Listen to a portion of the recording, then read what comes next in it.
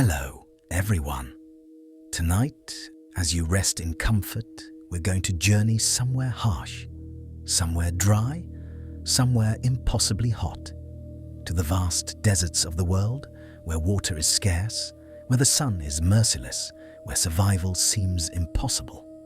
And there, in that unforgiving landscape, lives a creature perfectly designed for extremes: the camel. These magnificent animals, often called ships of the desert, carrying within them abilities that defy the heat, that conquer the drought, that make them masters of the sand. They don't just survive the desert. They thrive in it, walking for days without water, enduring temperatures that would kill most mammals, crossing endless dunes with patient grace. How do they do this? How does an animal survive where water is rare, where food is scarce, where the environment itself seems designed to destroy life? Tonight, we'll drift through their secrets one by one, gently exploring each survival superpower, each adaptation, each remarkable ability. There's no hurry. Let yourself settle deeper, and together we'll discover how camels became the undisputed champions of the desert. But before we begin, please like and subscribe. It really makes me happy. Let's begin our journey into the land of endless sand. The first superpower is perhaps the most famous: water storage and conservation. But it's not what most people think. It's more remarkable than the myths suggest. Camels don't store water in their humps. That's a common misconception. The humps are fat, pure energy reserves for when food is scarce. But what camels do with water is far more impressive than simple storage. They can drink up to 40 gallons of water in just 15 minutes. 40 gallons. That's about 150 liters in 15 minutes. Imagine drinking your entire body weight in water in one sitting. That's what camels can do. And once they've drunk, they can go up to 2 weeks without drinking again, sometimes longer. Not because they're storing all that water somewhere, but because their bodies are incredibly efficient at conserving it. Their kidneys are masterpieces of concentration. They produce urine so concentrated, so efficient, that it's almost syrup-like. Every drop of water possible is extracted and recycled back into the body. Human urine is about 95% water. Camel urine can be as low as 20% water. They're extracting and recycling nearly everything, and their digestive system is equally efficient. Camel droppings are so dry they can be used immediately as fuel for fires. No moisture wasted. Every molecule of water retained, recycled, used again and again. Their nasal passages are specially designed too. When they exhale, the moisture in their breath condenses in their nose. Instead of losing that water vapor to the air, they absorb it back, recycling even their own breath, capturing moisture that would otherwise be lost. And their red blood cells are uniquely shaped, oval instead of round. This allows them to flow even when the blood becomes thick and concentrated from dehydration. Other mammals, when severely dehydrated, their blood thickens. Circulation slows, organs fail. But camels, their oval blood cells keep flowing, keep working, keep delivering oxygen. Even when they've lost 25% of their body weight in water, they function normally. 25%. For a human, losing just 15% is often fatal. Camels can lose a quarter of their body weight and still walk, still function, still survive. Then, when they finally find water, they can rehydrate completely in minutes. Those 40 gallons absorbed rapidly.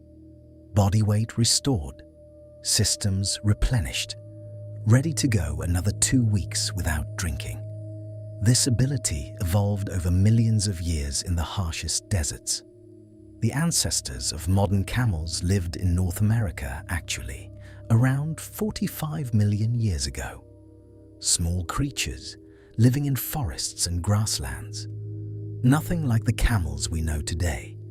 But as climates changed, as some populations migrated, some ended up in increasingly arid environments. First in Asia, then spreading to the Middle East, to Africa, to the Arabian deserts. Each generation, the ones who could conserve water just a little better, survived longer. The ones whose kidneys were slightly more efficient, whose bodies recycled moisture just a bit more effectively, they made it through droughts that killed others. Generation after generation, natural selection refined the system. Kidneys became more concentrated. Nasal passages evolved moisture capture abilities. Blood cells changed shape. Digestive systems extracted every molecule of nutrition and water. Over millions of years, the impossible became possible. A mammal that could go weeks without water, that could drink vast amounts at once, that could survive dehydration that would kill anything else. All because the desert demanded it. All because only the most efficient survived. We humans, we're terrible at water conservation. We need about 2 liters of water per day just to maintain basic function. In desert heat, we might need 10 liters or more.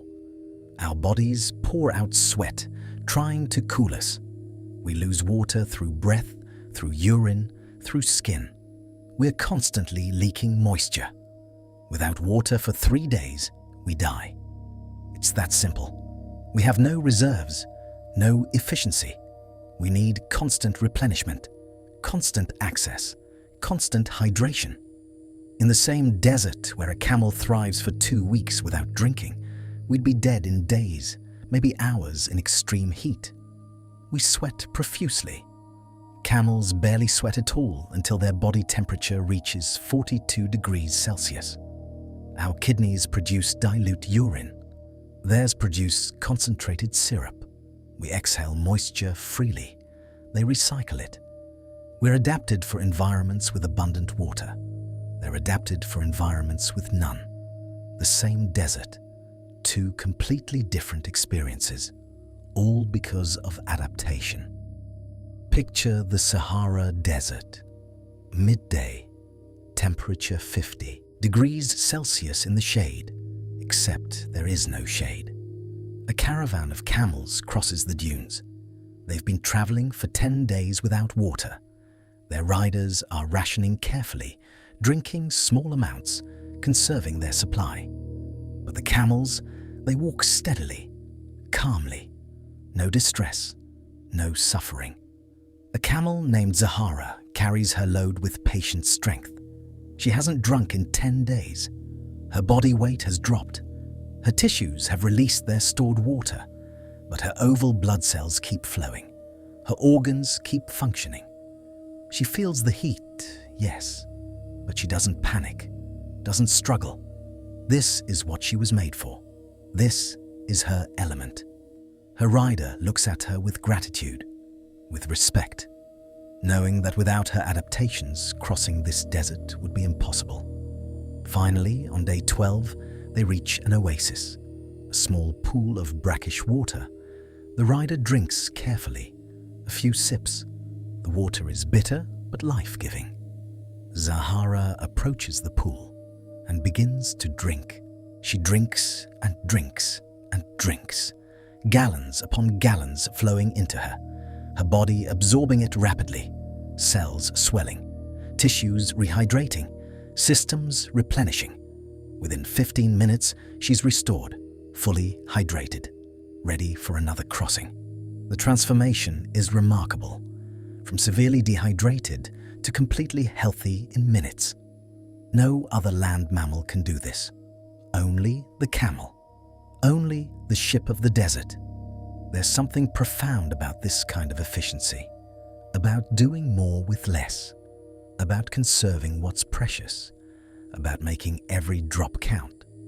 The camel teaches us that survival in harsh conditions isn't about abundance. It's about efficiency, about conservation, about making the most of what you have. We live in a world where we often waste resources. Water runs freely from taps. We take long showers. We don't think about every drop. But the camel, every molecule matters. Every drop is precious. Nothing is wasted. Maybe there's wisdom in that, in treating our resources as precious, in conserving, in being efficient, not just with water, but with everything. Energy, time, attention. The camel doesn't waste. And because of that, it survives where nothing else can. Now, let's talk about another remarkable adaptation: temperature regulation. The desert isn't just dry, it's a land of extremes. Burning hot during the day, freezing cold at night. Temperatures can swing from 50 degrees Celsius during the day to below zero at night. Most mammals would struggle with these extremes. Their bodies designed for stable temperatures. But camels, they've mastered the swing. During the day, instead of fighting the heat with constant cooling, they let their body temperature rise. Most mammals, including humans, maintain a core temperature around 37 degrees Celsius. We sweat, we pant, we do whatever it takes to keep that temperature stable. But camels, their body temperature can fluctuate between 34 and 42 degrees Celsius without harm. That's an 8-degree range. For us, just 2 or 3 degrees of fever makes us miserable. For camels, it's normal. It's strategy, it's survival. By allowing their temperature to rise during the day, they avoid the need to sweat. Sweating cools you, yes, but it costs water. Precious, irreplaceable water. So camels just let themselves heat up, their bodies absorbing the desert sun. Then at night, when temperatures plummet, they radiate that heat away, cooling naturally, freely, without any water cost.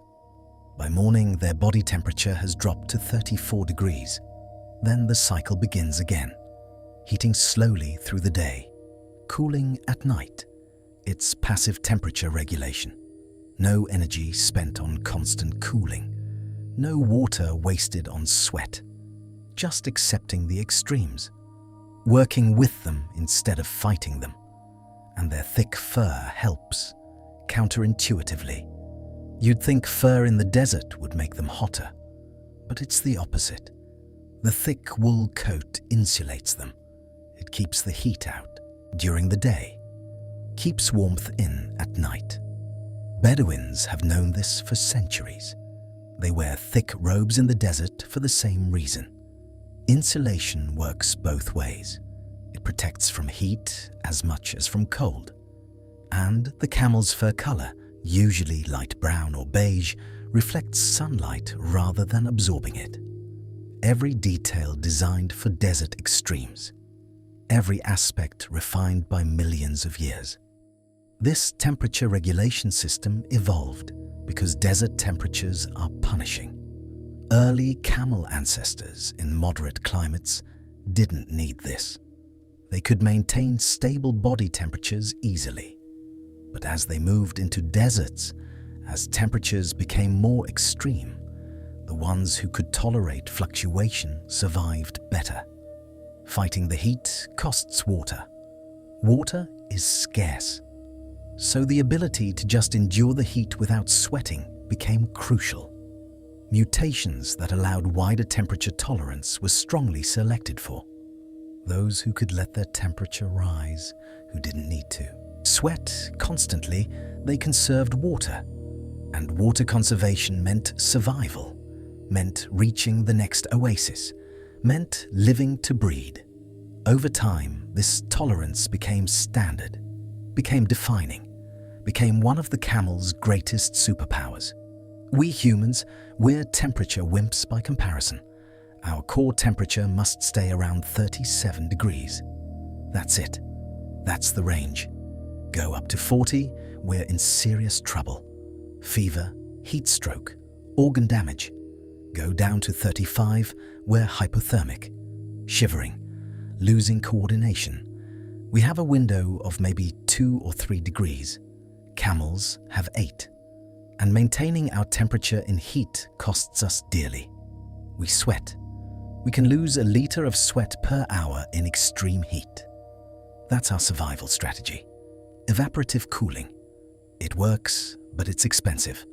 Without constant water replenishment, we overheat and die. Camels don't pay that price. They just accept the heat. Let it in. Store it, release it later. No sweat, no water cost, just patience and tolerance. Different strategies for the same challenge. Theirs is simply more efficient, more sustainable, more desert adapted. Picture a desert afternoon. The sun directly overhead. Sand radiating heat like an oven. The air temperature is 48 degrees Celsius. The sand surface is over 70 degrees. A camel named Sahir stands calmly, barely moving, his thick coat rippling slightly in the breeze. Inside his body, his core temperature has risen to 41 degrees Celsius. For a human, this would be a medical emergency. Organs failing, brain damage imminent. For Sahir, it's just another afternoon. Slightly warm perhaps, but manageable. He's not sweating, not panting, not struggling, just standing, enduring. His body accepting the heat without resistance. His thick fur is protecting him, insulating him from the worst of the radiation. His skin beneath the fur is actually cooler than it would be if exposed. Hours pass. The sun begins to set. Temperatures start to drop. By evening, it's 20 degrees Celsius, a 28-degree drop in just a few hours. Sahir begins to radiate his stored heat, his body temperature dropping gradually. By midnight, it's near freezing. Sahir's body temperature has dropped to 34 degrees. He's comfortable, his fur now keeping warmth in, protecting him from the cold. By morning, the cycle will begin again, heating through the day, cooling through the night. No water spent, no energy wasted, just working with the extremes instead of fighting them. That's the genius of the camel. That's the wisdom of millions of years. There's a lesson here about resistance versus acceptance. We humans, we often fight against things we can't control. We resist. We struggle. We want everything to be comfortable, stable, perfect. But the camel teaches us another way. Accept what you can't change. Work with it. Find a way to thrive within it. The desert is hot. That's unchangeable. So don't fight it. Accept it. Let your temperature rise. The night is cold. That's reality. So use it. Cool down naturally. Save your resources. Not every problem needs to be fought. Some just need to be accepted, endured, worked with. The camel doesn't complain about the heat, doesn't wish the desert were different. It simply is what it is. And the camel has learned to be comfortable with what is. Maybe we could learn that too, in our own challenges, our own extremes. Stop fighting what we can't change. Start adapting to it. Start finding ways to work with it. That's where real strength lies. Not in resistance, but in flexible acceptance. Now let's explore another adaptation. The feet. Camel feet are remarkable structures, perfectly designed for walking on sand.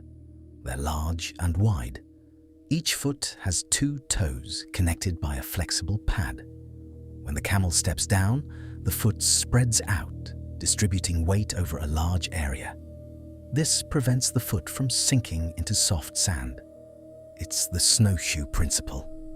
More surface area means less pressure per square inch. A human walking on sand sinks with every step. It's exhausting. Your feet disappear.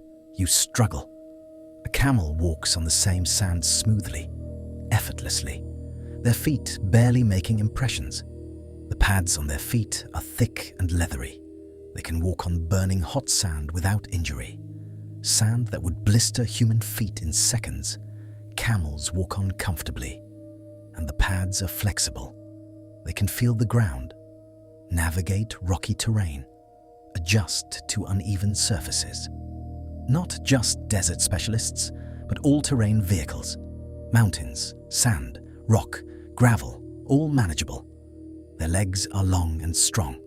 They can walk for 16 hours a day without tiring, covering 25 miles in a day, more if needed, at a steady, patient pace, not fast, but consistent, not sprinting, but enduring. Speed isn't valuable in the desert. Endurance is. Consistency is. The ability to keep going, hour after hour, day after day, mile after mile. This foot structure evolved because desert terrain is challenging. Soft sand is difficult to walk on. It gives way. It burns. It's unstable. Early camels with smaller feet designed for firm ground, struggled in deserts. They sank. They tired quickly. They injured their feet on hot sand. But individuals with slightly larger feet, slightly more spreading toes, did better. They could walk further, travel faster, reach resources others couldn't. And survival in the desert often depends on mobility, on reaching the next water source, the next grazing area. So large, spreading feet were strongly selected for. Over time, camel feet became what they are now, perfectly adapted, perfectly designed, for walking on the most difficult terrain on Earth, the shifting sands of the desert. We humans need boots, special desert boots, with wide soles, with insulation. Even then, walking on sand is exhausting. The constant sinking, the burning heat. We tire quickly. Our feet blister. We need breaks, frequent rest.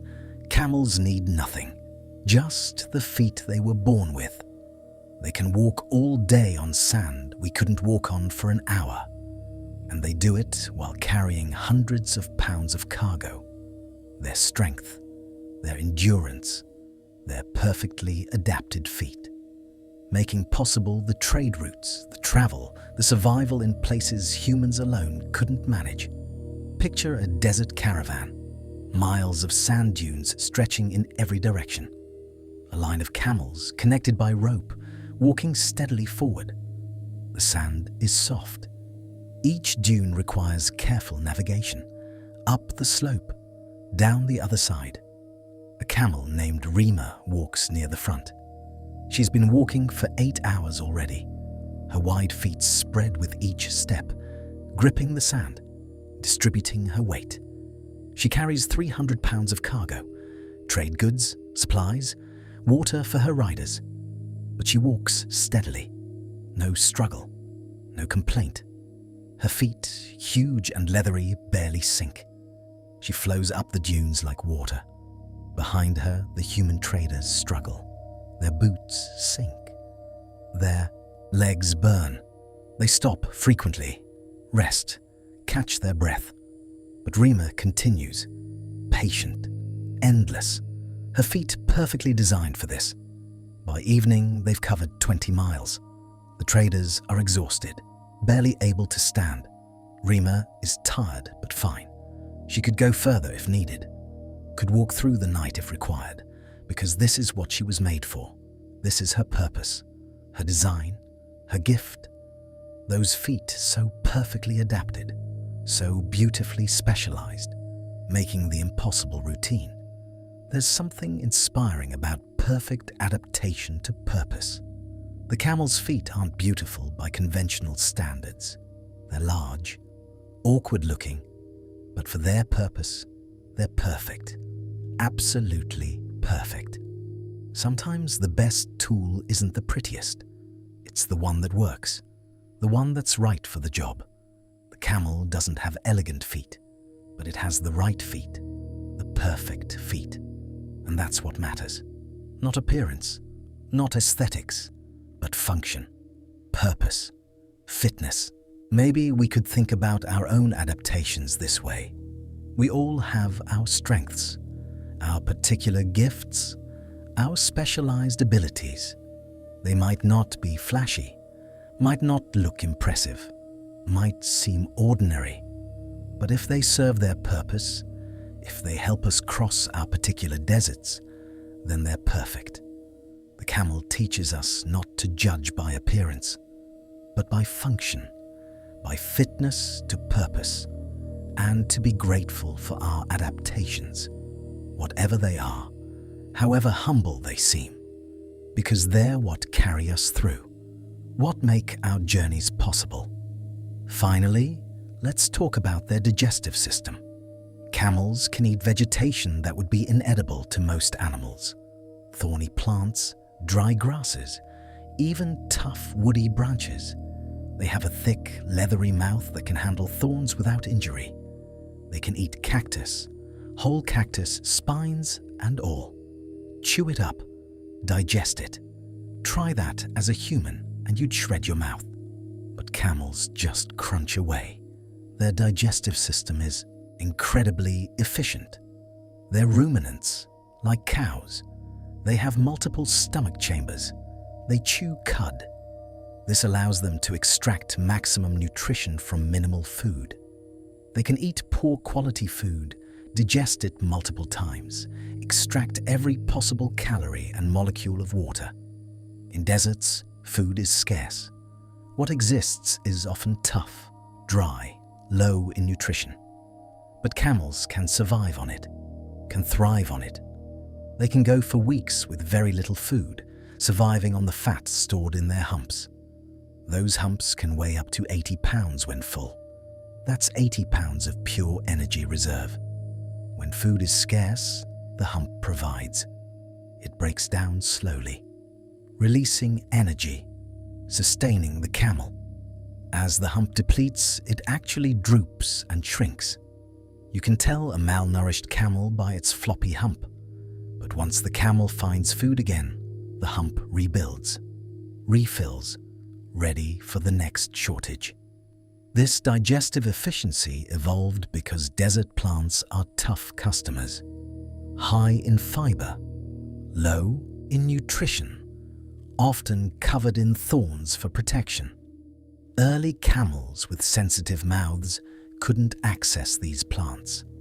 Early camels with less efficient digestion couldn't extract enough nutrition from poor forage. But those with tougher mouths, more efficient digestive systems, they could eat what others couldn't. They could survive where others starved. They could thrive on scarcity. And in the desert, that's the ultimate advantage. The ability to eat anything, to extract everything, to need very little.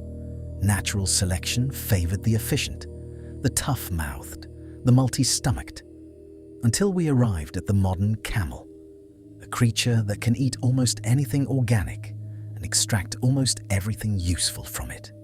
We humans are picky eaters by comparison. We need varied diets, balanced nutrition, regular meals. We can't eat thorny plants, can't digest woody material, need food to be processed, cooked, made palatable. Our digestive systems are efficient for what we eat. But we need quality food. We can't survive on desert scrub, can't extract nutrition from dried grass and thorns. In the same desert where a camel grazes contentedly on sparse, tough vegetation, we'd starve surrounded by plants we can't eat. Different digestive strategies. Theirs allowing survival where ours demands abundance. Picture a desert landscape, sparse vegetation, a few tough shrubs, some dried grasses. To a human, it looks barren, empty of food, a place of starvation. But to a camel named Jamila, it's a buffet. She approaches a thorny acacia bush. The thorns are long, sharp, vicious looking. Jamila doesn't hesitate. Her thick lips grasp a branch. Her tough mouth crushes the thorns. She chews calmly. The thorns that would pierce human flesh are just texture to her. She moves to some dried grass, brown, brittle, seemingly devoid of nutrition. But Jamila eats it, chews it thoroughly. It enters her first stomach chamber. Later, she'll regurgitate it, chew it again as cud, break it down further.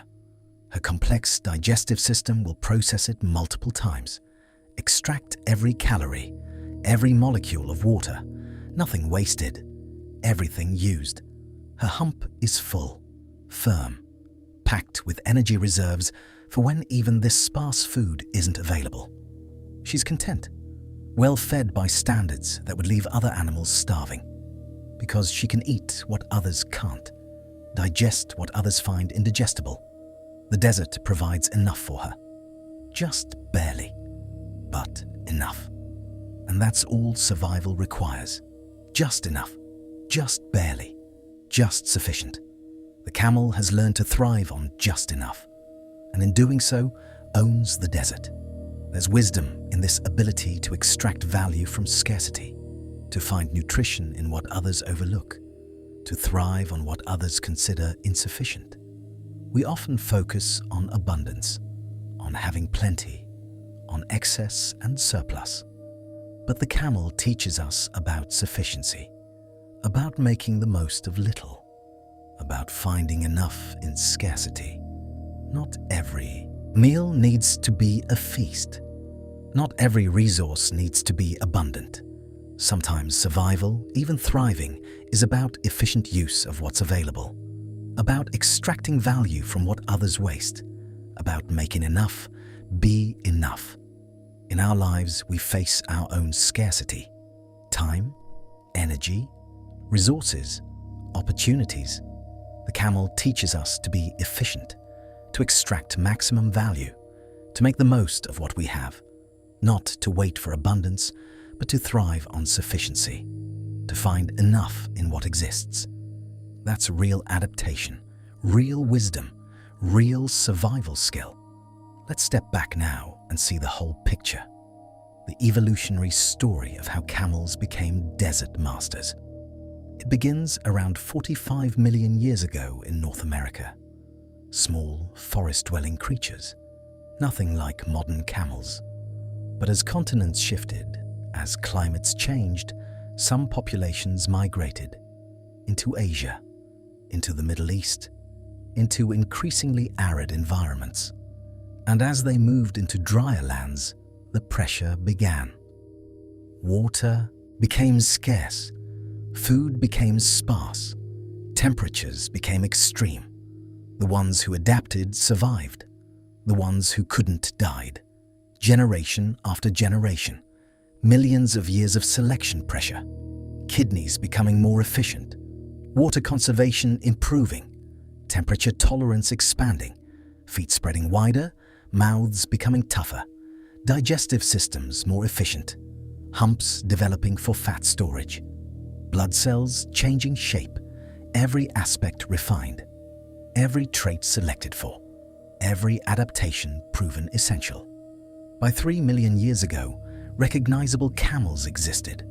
1-humped dromedaries in Arabia and Africa, 2-humped Bactrians in Central Asia, both perfectly adapted to their respective deserts, both masters of survival. And when humans began using these deserts, began trying to cross them, they discovered they couldn't do it alone. They needed the camel, the ships of the desert, the creatures who could go where humans couldn't, survive where humans died. And a partnership formed. Humans providing care and protection, camels providing transportation and survival ability. Together, they crossed deserts, built trade routes, connected civilizations. The Silk Road wouldn't have existed without camels. Trans-Saharan trade, Arabian commerce, all dependent on these remarkable animals, these perfectly adapted survivors. And still today, in the harshest deserts, camels remain essential, irreplaceable, because they're not just surviving the desert, they're thriving in it, perfectly adapted, completely at home. That's the long story, the evolutionary story of becoming perfectly suited to the harshest environment. Not through technology, not through tools, just through adaptation, through change, through millions of years of refinement, until the impossible became natural and the desert became home. So here we are. At the end of our journey through the desert, we've explored the superpowers of the camel. Water conservation, the ability to go weeks without drinking, to drink 40 gallons in minutes, to recycle every molecule, temperature regulation, the acceptance of extremes, the 8-degree fluctuation, the passive cooling strategy, perfect feet, wide and spreading, walking on sand like solid ground, enduring for miles and hours, efficient digestion, eating thorns, processing poor forage, surviving on scarcity, storing energy in humps. And we've seen how it all evolved. Slowly, over millions of years, through pressure and selection and adaptation, until the camel became what it is, the undisputed master of the desert. But here's what strikes me most. As we prepare to drift into sleep, the camel doesn't think of itself as special, doesn't know it has superpowers. To the camel, it's just living, just existing, just being what it is. The desert isn't harsh to the camel, it's home. The heat isn't suffering, it's normal. The lack of water isn't deprivation, it's just the rhythm of life. What we see as extremes, the camel sees as ordinary. What we see as survival against odds, the camel sees as simply existing. And maybe that's the deepest lesson, the thing worth carrying into sleep. Harsh is relative, extreme is perspective. What's unbearable to one is home to another.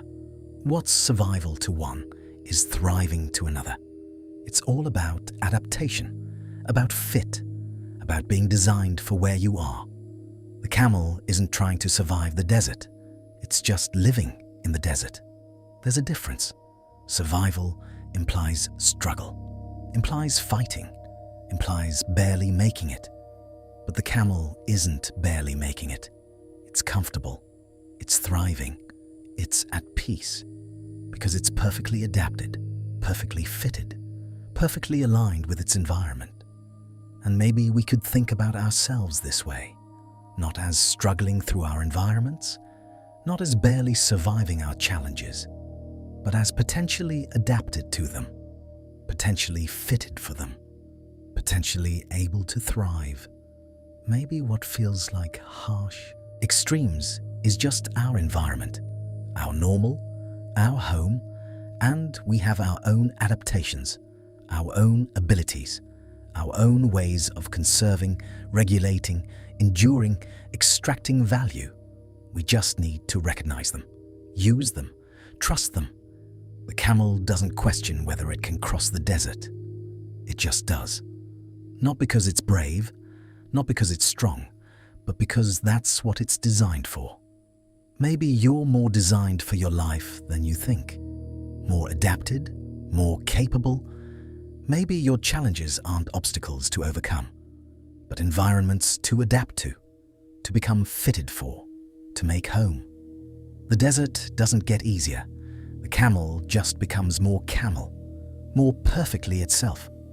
And in becoming perfectly itself, the desert stops being harsh. It becomes habitat, home, where the camel belongs. Maybe that's true for us too. We don't need our lives to get easier. We need to become more ourselves, more adapted, more fitted. And in that becoming, our challenges transform. From threats to habitat, from struggles to home. Rest now, like a camel resting in the sand, perfectly adapted, perfectly fitted, perfectly at peace, not fighting the environment, not wishing it were different, just existing within it, comfortably, naturally. Let the image of the camel drift through your mind, standing in the desert, calm, patient, enduring, not suffering, just being, just existing, just perfectly suited. That's what you are too. More than you know, more adapted than you think, more fitted than you realize. Your dessert, whatever it is, you're designed for it, built for it, capable of thriving in it, not by changing it, but by being perfectly yourself within it. Sleep now, peaceful, adapted, complete, like a camel in its desert, knowing it belongs, knowing it's enough, knowing it's home. Everything is well. Everything is exactly as it should be. Good night.